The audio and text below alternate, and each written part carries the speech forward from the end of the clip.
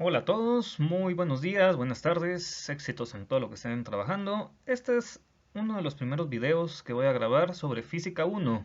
Este es un curso de física básica, es una nivelación, es una guía y vamos a ir más o menos en orden. Lo primero que nada es que nos vamos a motivar y vamos a decir, lo importante es no dejar de hacer preguntas. Y esta es una frase de Albert Einstein. Vamos a ver hoy. La física, su objeto de estudio y sus métodos. ¿Qué significa esto? Los conceptos de materia como sustancia y como campo. Formas de existencia de la materia, el movimiento mecánico y ramas de la física que lo estudian, objetos de estudio de la física, métodos de investigación y modelos de la física, y aplicaciones de la física. Observación, esto parece ser importante. Si están llevando esto como un curso o como un apoyo, tomen en cuenta, tengo ciertos iconos de temas que yo, a mi criterio, parecen ser importantes. Eh, si quieren, pueden tomar notas, simple y sencillamente recordar que esto está al principio del minuto uno. Bueno, vamos a empezar con hace muchos años.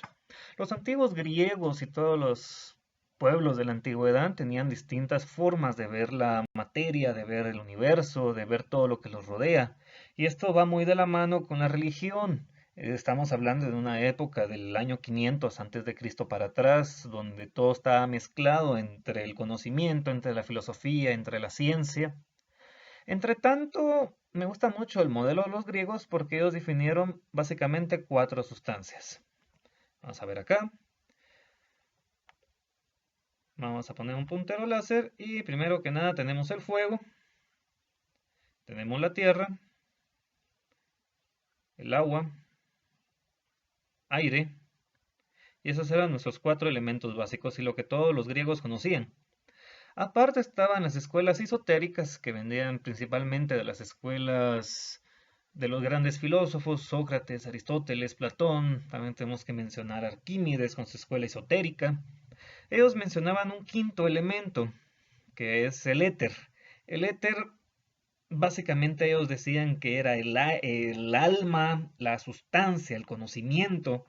Era un material que estaba oculto a la mayoría de las personas. Solo para los estudiantes del equivalente universitario estaba para ellos. Disponible saber que existía y conocer sus propiedades.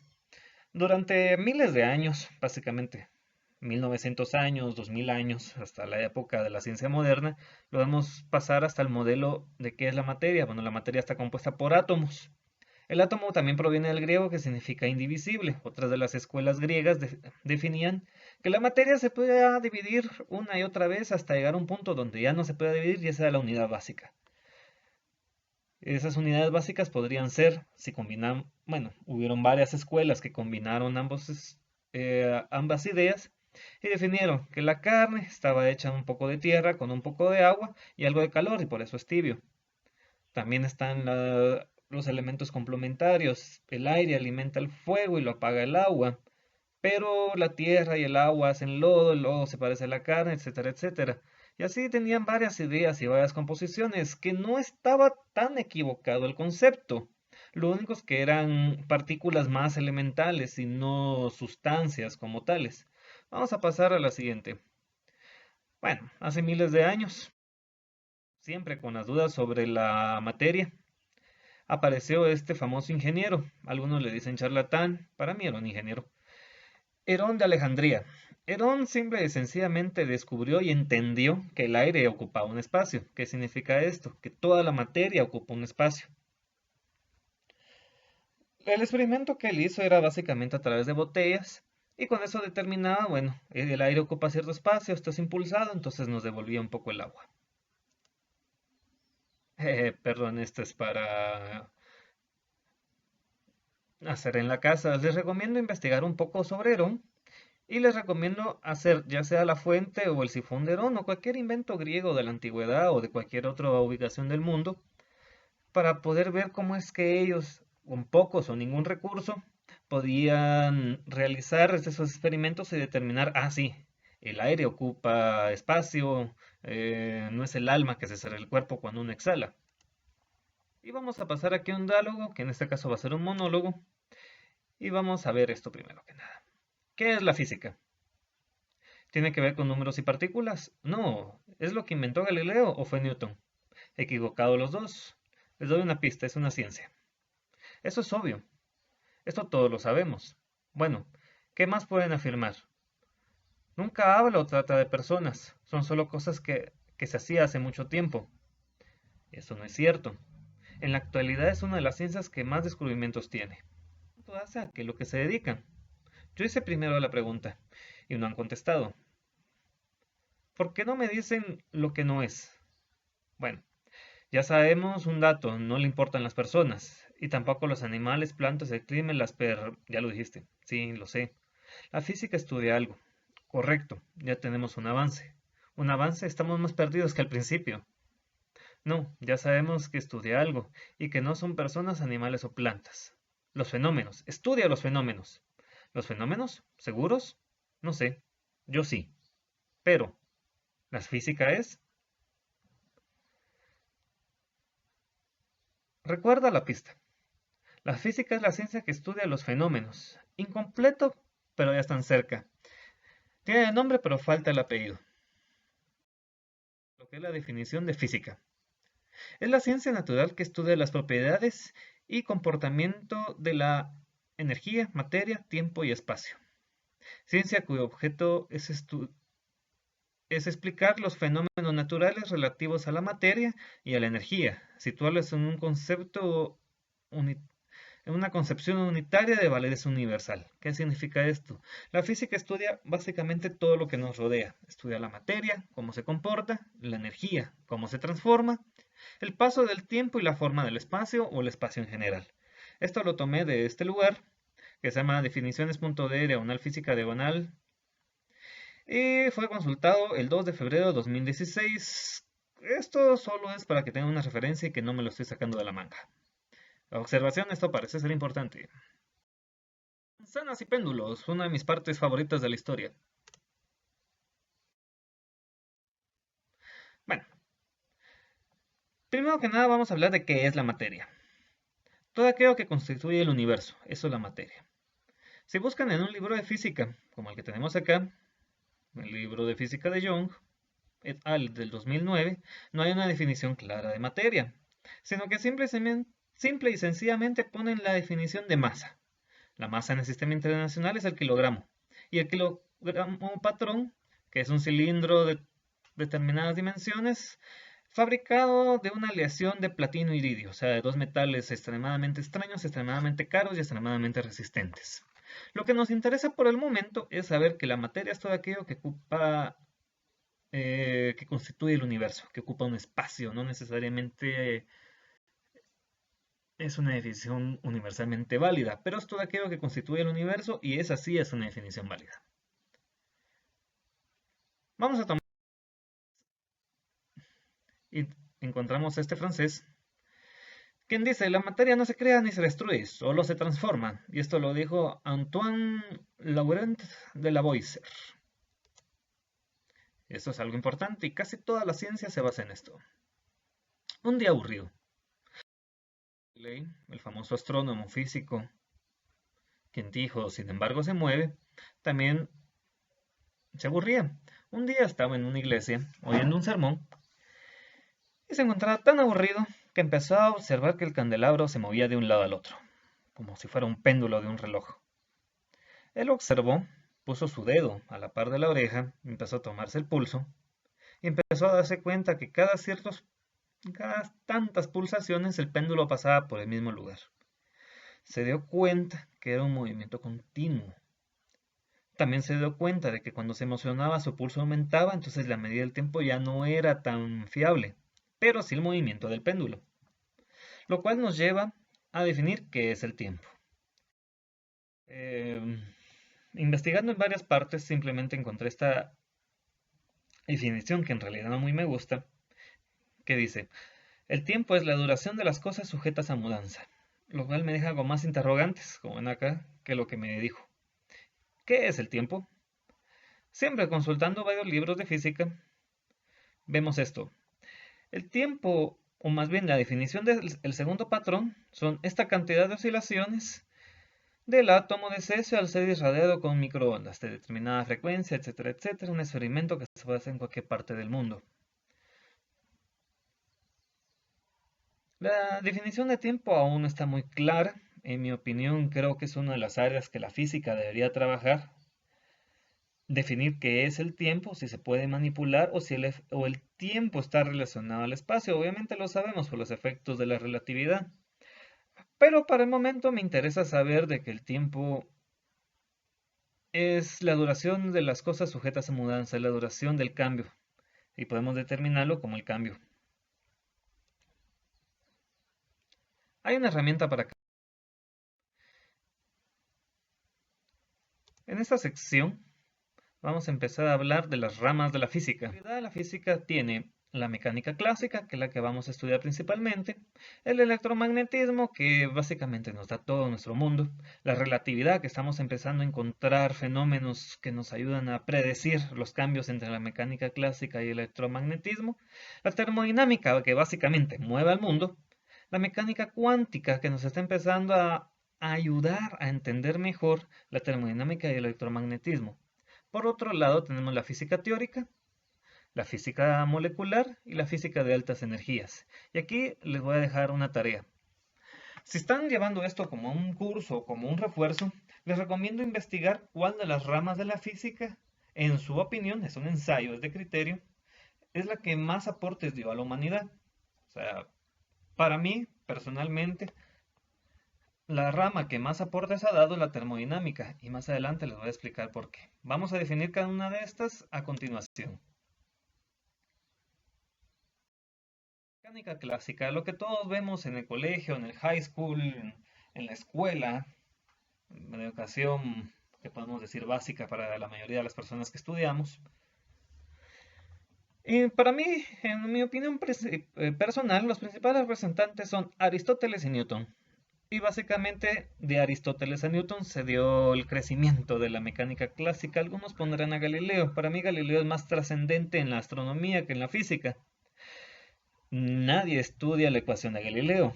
Bueno, estamos hablando del padre de todo, él creó todo lo que tenemos. Y ahorita pasamos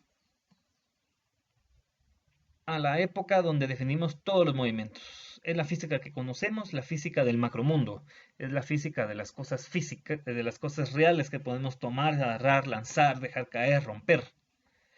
Se basa en un sistema de referencia inercial. ¿Qué significa esto? Casi toda está enfocada a que hay objetos que están sobre la Tierra y que tienen ciertos movimientos y que todo es atraído por la gravedad. Si nos vamos al sistema solar, todo es atraído por la gravedad del Sol. Eso es lo que nos define la mecánica clásica. En la rama de la física, el comportamiento de los objetos físicos en reposo y con velocidades pequeñas. ¿A qué me refiero con velocidades pequeñas? Velocidades pequeñas comparadas a la velocidad de la luz.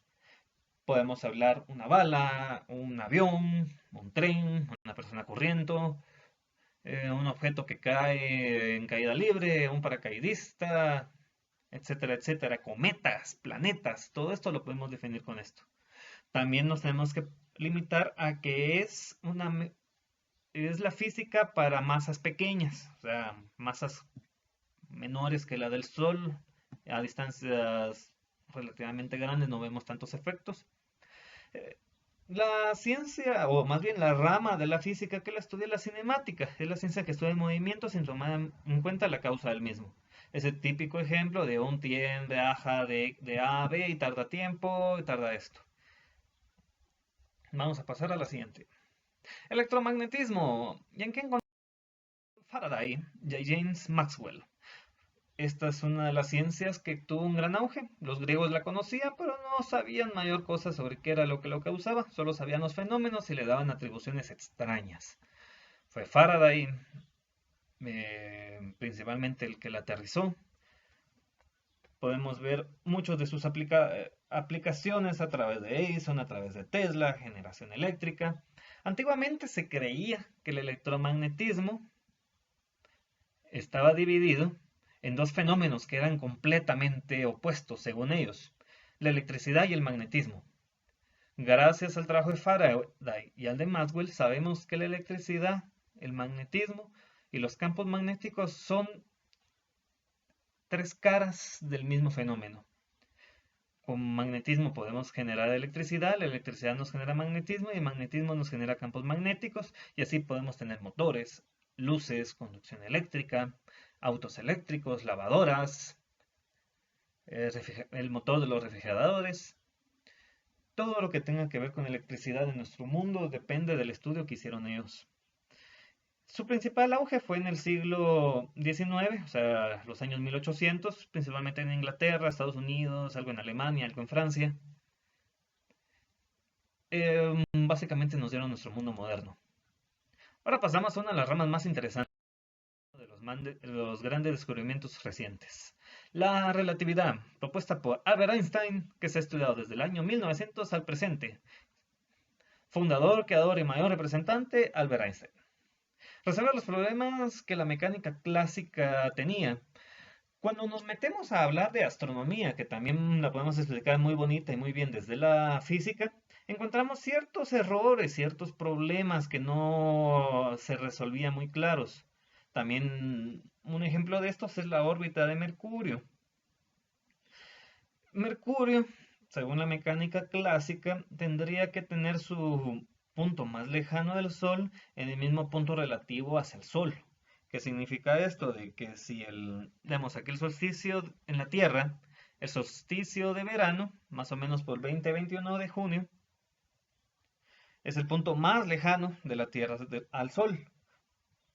Y siempre cae más o menos, siempre cae en el mismo lugar. Lo que varía es la fecha por el tema del año bisiesto. Después voy a entrar en detalle sobre temas de astronomía.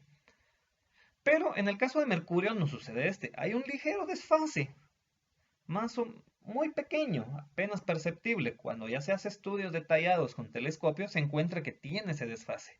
Y la mecánica clásica, la mecánica de Newton, no lo podía explicar. Hasta que nos entramos a ver la mecánica clásica con conceptos de relatividad gracias a las ecuaciones de Albert Einstein, encontramos ese desfase y explicó todo. También une los conceptos de electromagnetismo y tiene aplicaciones para el megamacrocosmos, galaxias, agujeros negros, todos esos conceptos fantásticos.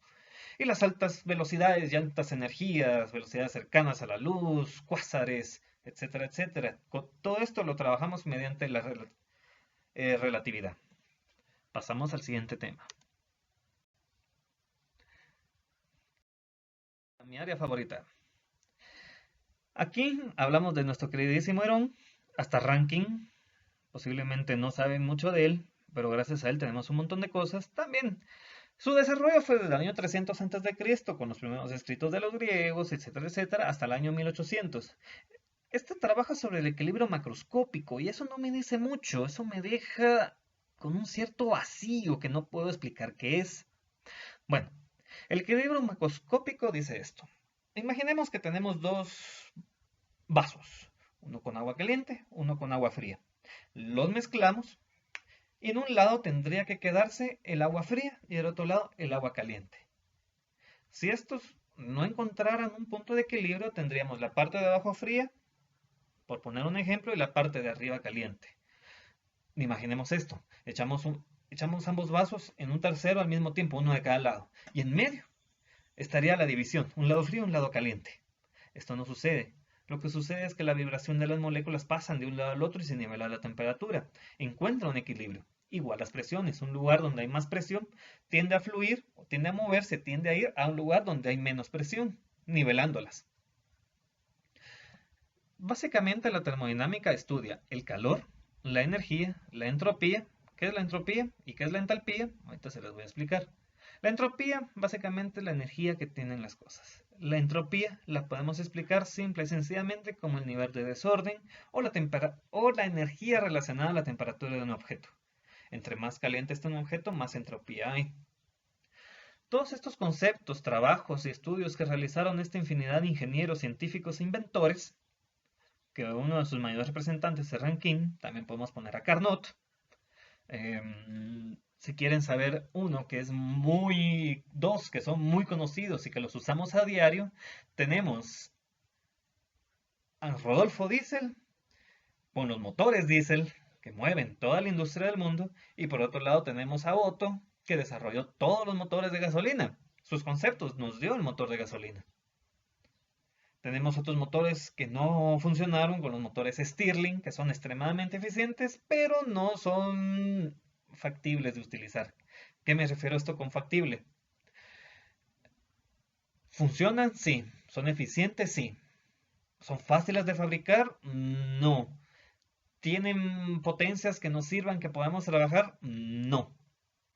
Entonces tenemos esos temas y toda esta época que muchos se hicieron ricos, muchos se fueron a la pobreza, muchos son exitosos y reconocidos mundialmente como el creador del mundo y otros no. Y podemos poner como ejemplo a Thomas Alva Edison con General Electric volviéndose multimillonario, una de las empresas más grandes del mundo. Y por otro lado tenemos a Tesla, que sí, él inventó toda la energía de corriente, la energía eléctrica, los generadores fue lo que él inventó y el sistema de corriente alterna, que está por todas partes y cubre completamente el mundo, pero casi nadie lo reconoce por eso y casi nadie lo recuerda. Y más que todo se recuerda al pobre de Tesla por películas de temas steampunk, eh, la famosa película de los dos magos que se pelean y Tesla crea una máquina extraña que lo duplica y cosas por el estilo, muy lleno de fantasía, muy romántico. Todo esto es parte de la revolución industrial y el estudio de la termodinámica fue el que nos dio todos estos avances y que junto con el electromagnetismo nos dieron nuestro mundo moderno. Pasamos al siguiente tema. Aquí, aquí puedo hablar por días, por horas, por meses sobre mecánica cuántica, teoría de cuerdas y la física moderna. Yo puse a Planck como su representante porque fue uno de los más conocidos científicos. Igual Albert Einstein trabajó bastante habló bastante sobre mecánica cuántica y nos dio los fundamentos de la física moderna y de la teoría de cuerdas, pero Einstein es representante de la relatividad, él es la relatividad. Bueno, su padre, pues. Aquí vamos a hablar de Planck y ¿qué es esto? Aquí tengo un dato algo curioso, los dados de Dios. Albert Einstein decía, y por eso no le gustaba la mecánica cuántica que se basaba en probabilidades. No se podía definir por los conceptos de incertidumbre de Heisenberg. Más adelante en otro video vamos a hablar únicamente sobre esto, de que una partícula subatómica, digamos como un electrón, algunos de los componentes que forman el átomo, no vamos a entrar en detalle en eso ahorita, no podemos determinar su masa y su velocidad al mismo tiempo, o hacemos una cosa o hacemos otra. Igual no podemos determinar su posición en un momento exacto. Hasta que se hace la medición, wow, ahí estaba. El resto del tiempo es una probabilidad de ubicaciones donde puede estar. Entonces, Albert Einstein decía, Dios no juega a los dados. Él quería tener una ecuación que unificara todo y que dijera, en tal segundo va a estar en tal lugar, en tal instante está en tal lugar en base a esto, esto y esto. Pero la mecánica cuántica no se comportaba de esa forma, por eso son los dados de Dios. ¿De qué estamos hablando? Es el estudio del átomo y sus partículas que lo componen, especialmente el núcleo, los electrones, la corteza, la mecánica ondulatoria de la materia. La materia está, bueno, los electrones se comportan como onda y como partícula, igual que la luz es una onda y es una partícula. También tendríamos que hablar sobre spin y sobre quark. Básicamente los quarks son una serie de subpartículas que se componen más o menos de tres quarks, dos iguales y un distinto, dependiendo que sea, pueden ser los tres distintos. Y la combinación de esto nos da un protón, un neutrón, un bosón, un esto, un el otro.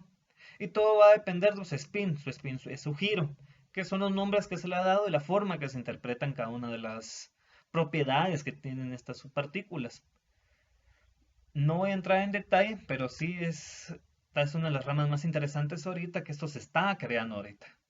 Lo podemos estudiar y sin embargo cada año hay nuevos descubrimientos, hay nuevas demostraciones de cómo funciona, cómo no funciona. Y como dijo Edison, se hace 1000 veces, solo encontré 1000 formas de cómo no hacer un foco, cómo no hacer un bombillo.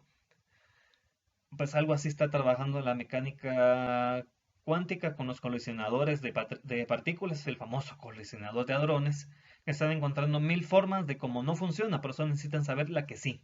Pero para eso hay que hacer experimentos. Pasamos al siguiente tema. Luego existo. Y aquí tenemos a un curioso personaje.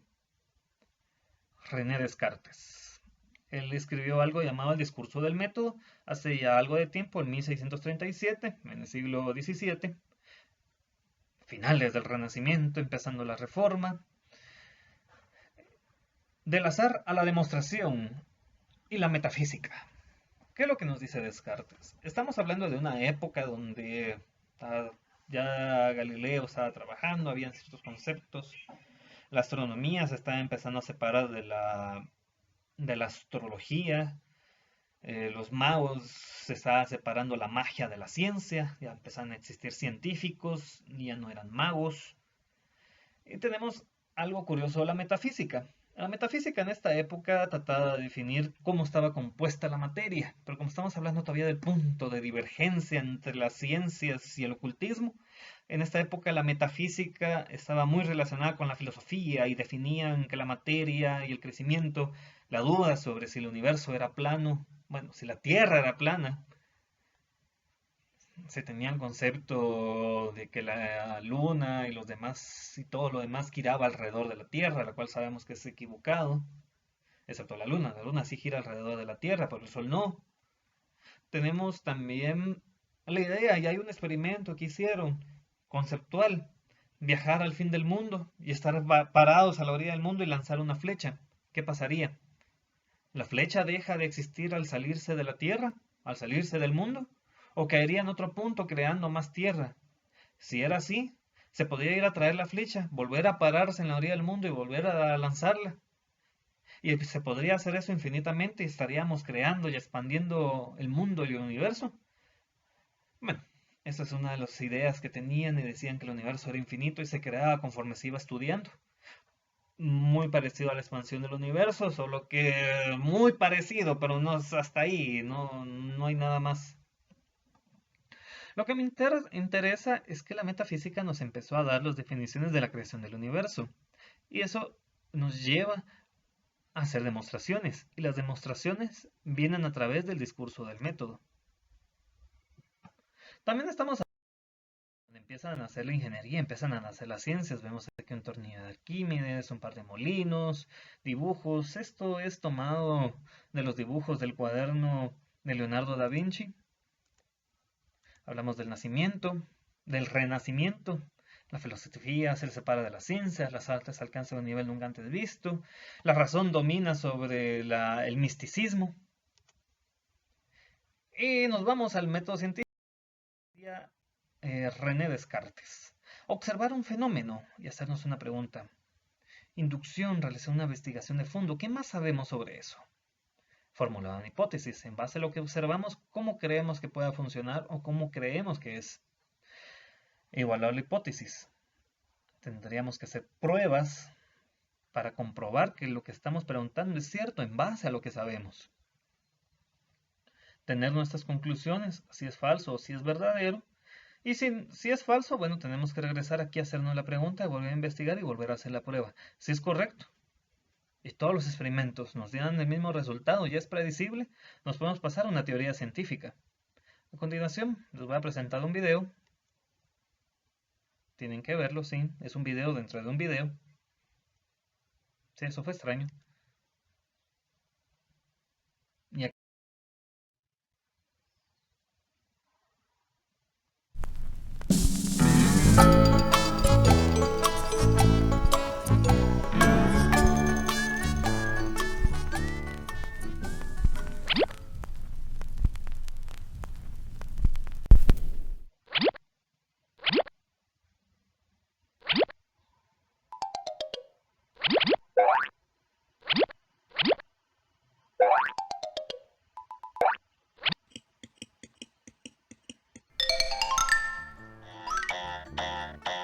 observación, acaba de ver el fenómeno.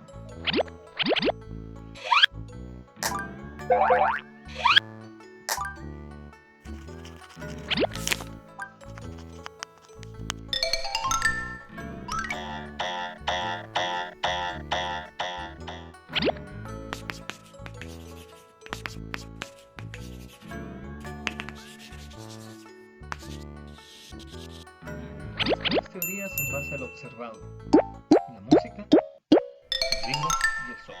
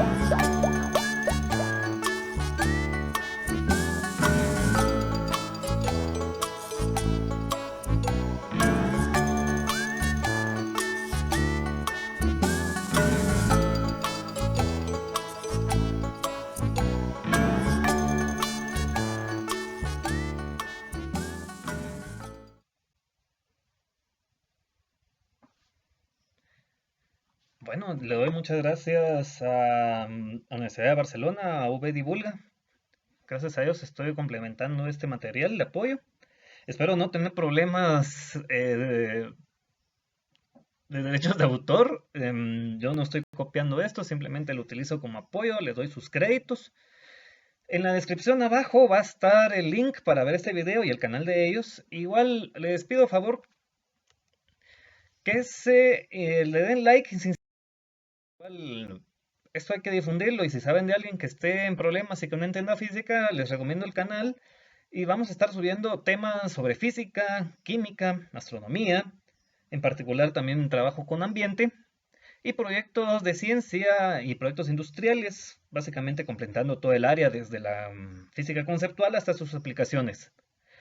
Esta es opcional, como ya les había dicho, estamos con la tarea, fabricar de materiales de desecho el sifunderón o alguna máquina antigua. Les recomiendo trabajar con botellas de PET, de plástico desechables, muy económico. Y lo que les había mencionado de hacer el ensayo de cuál en su opinión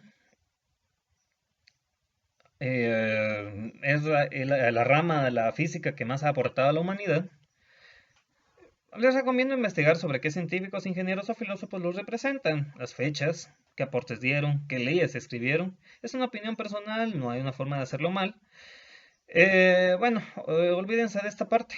Esto no lo puedo ver. Igual el link, olvídenlo, no se los voy a enseñar. Aunque tal vez... no, dejémoslo así pendiente. Si quieren me lo pueden enviar por correo y ahí está la descripción. En la descripción va a estar mi correo electrónico por si alguien tiene alguna otra duda o consulta y puedo estarles enviando información básica, bien digerida, que sea entendible. Me gusta mucho hacerlo visual y espero que les haya gustado. Éxitos en todo y recuerden, lo importante es no dejar de hacer preguntas.